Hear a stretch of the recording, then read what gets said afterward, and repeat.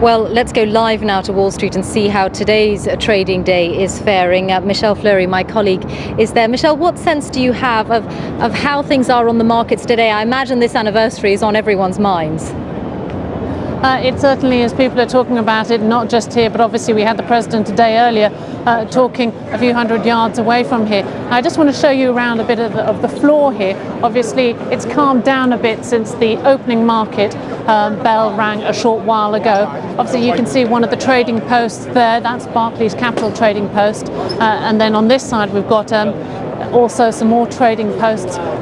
It's been a really volatile ride on the stock market. I mean, the Dow Jones Industrial is down 15% from a year ago, but at its lowest point in March 9, we've seen a recovery of some 45%, and that has many people here actually wondering how long that can last. Is this recovery really here to stay?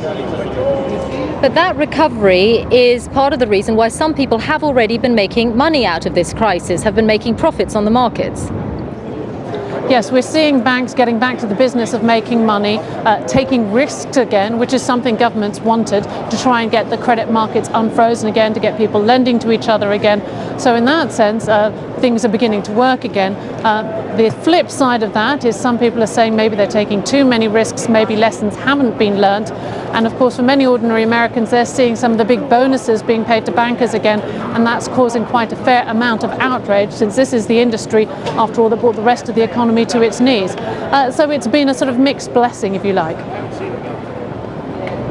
And any sense of what the markets make of the latest pronouncement on all of this from President Obama, that the future is one of tougher financial regulation, no more government bailouts?